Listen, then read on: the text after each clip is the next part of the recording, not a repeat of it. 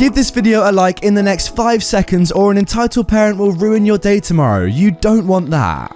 Entitled Mum wants a newer model. Me again from the animal shelter, which is a magnet for the crazy and over-entitled of the world. Enter 60-year-old entitled grandma. She comes into our shelter with this tiny little poodle that is skin and bones, missing hair and blind and seemingly deaf. The dog looks like it died months ago and didn't know it. Well, the entitled grandma brings this dog in and says it's a stray she found. We ask her the basics. Do you live in this county is one of the biggest questions we ask. See, what some people don't know is that every county in a state has its own county animal shelter or animal control facility. Any stray animal found must be brought to that county shelter, usually within 48 hours of finding the animal. It is illegal to take a stray animal from one county and surrender it to an animal shelter in a different county that you don't live in. Now, that being said, this entitled grandma doesn't live in this county. However, she claims to have found this dog running down the road in our county. Okay, it happens. We take the dog in and I get called to do its medical exam. I make sure the dogs and cats and whatever else we get has their proper shots and medication so they don't get sick while here, or if they are sick, we can at least start getting them healthy.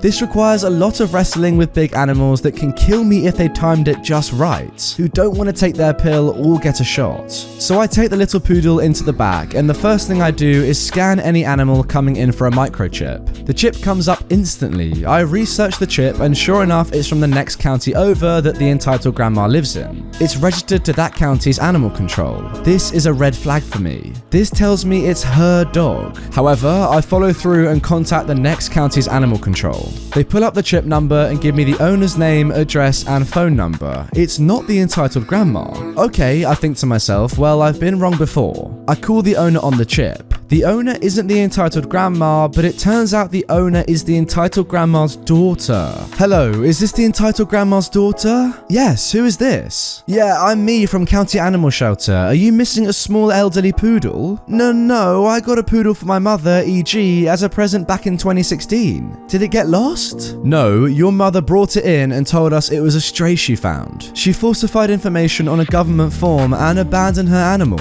These are pretty serious issues. She needs to come get her dog now. I understand, and I will call her and make sure she comes and gets her dog back. About a half hour goes by and my desk phone goes off. It's the entitled grandma's daughter's number. I think, okay, this is them telling me they are coming back. Nope.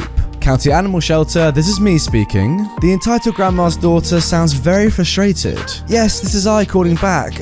My mum isn't coming back for the dog. She says she doesn't want it anymore because she thinks it's old and ugly. She demanded I get her a teacup chihuahua instead. Well, that's between you and her, but either you or her need to come get this dog, as it's an actual crime to surrender your animal to a shelter in a county you don't live in, let alone the animal abandonment charges and putting down false information on a government form. I understand, but I work in the other county and can't make it in time to get the dog. Then your mother needs to be an adult and come get her dog. She's got until the end of the day, otherwise we will be filing a police report. Well, she's old. She shouldn't have to deal with this kind of stress. She should have considered that before she lied to us and abandoned her animal. Have you ever seen this dog? It's skin and bones. You are aware that animal cruelty is a felony in this state, right?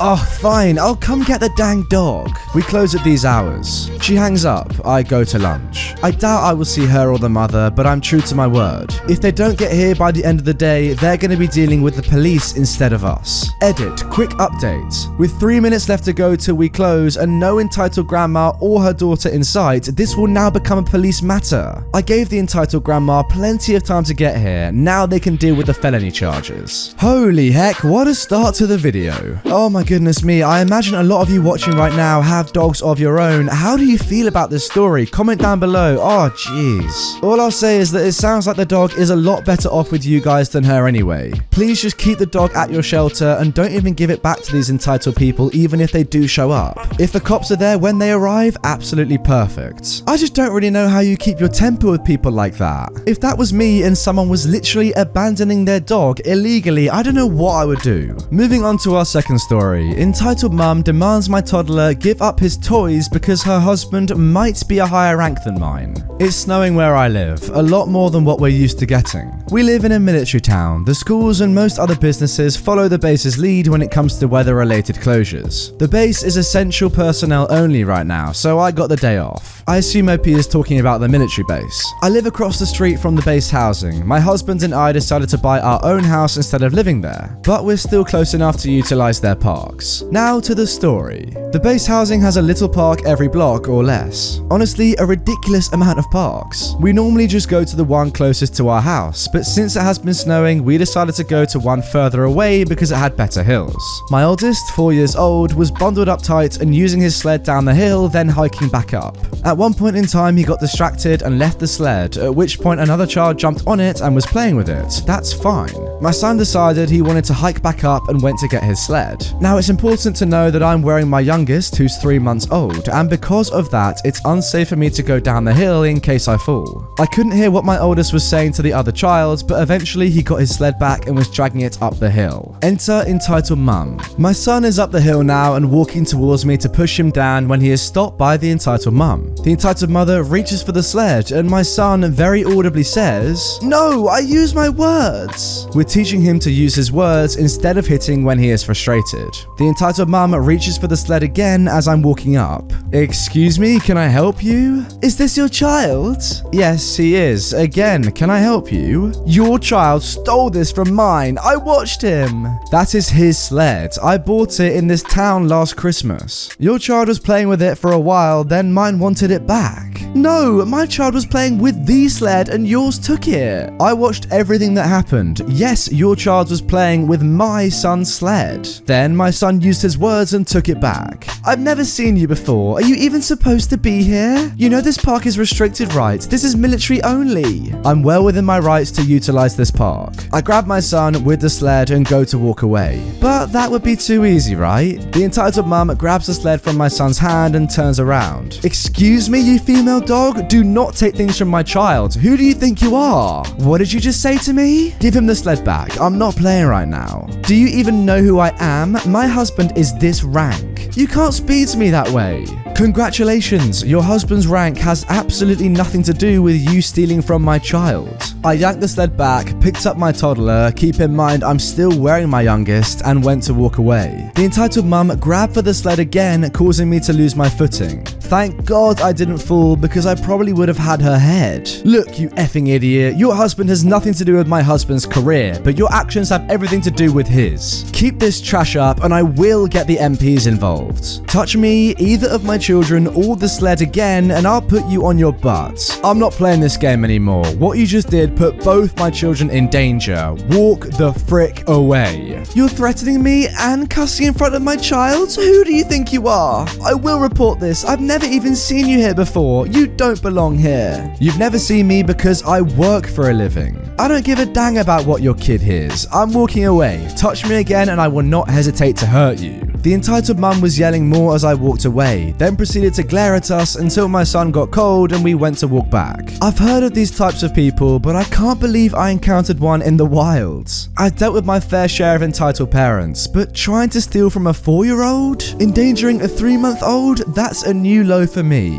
Now OP has actually given us a little update about her husband. I talked to my husband and is pretty annoyed, more so than me, which is weird coming from Mr. Non-confrontational. I gave the description of the entitled mum to my husband and 2 co-workers who are also spouses. So right now we have 3 different people asking around to see if we can find the name of the woman and therefore find the husband. As of now, my husband wants to talk to him one-on-one if we're able to find him. His plan is to give our side of the situation because who knows what the entitled mum said and ask him to correct it on his end. That way, if an encounter happens again with me, I can report it guilt-free.